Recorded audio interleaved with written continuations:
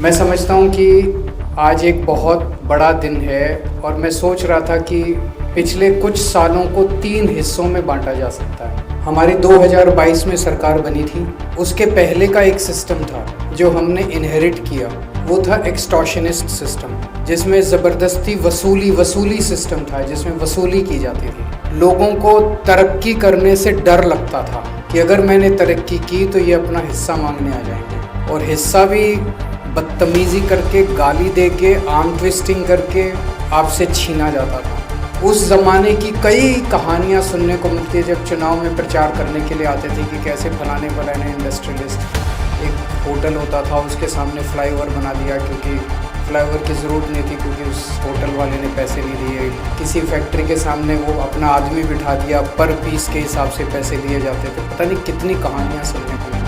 नतीजन धीरे धीरे इंडस्ट्री पंजाब छोड़ के चली गई। हमारे बच्चे नशे में डूबते गए, हमारे बच्चों के पास रोज़गार नहीं बचा, और पंजाब जो एक वक्त नंबर 1 स्टेट होता था आज 18वें नंबर के अंदर पहुँच गया। फिर हमारी सरकार आई। हमारी सरकार ईमानदार सरकार है, हमारी नीयत साफ है, लेकिन उस वसूली सिस्टम को 4 दिन के अंदर ठीक करना संभव नहीं था।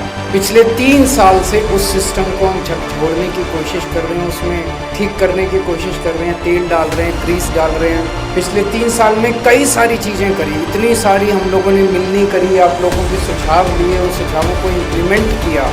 अब जो डिसीशंस पिछले कुछ महीनों में अनाउंस किए गए हैं वो डिसीजन क्रांतिकारी डिसीजंस हैं कि कोई भी इंडस्ट्री अगर कोई अप्लाई करेगी एक्सपेंशन के लिए, डाइवर्सिफिकेशन के लिए या investment, fresh investment, greenfield investment के लिए, तो फ्लैट 45 डेज़ के अंदर आपको सरकार की सारी अप्रूवल्स दे दी जाएंगी।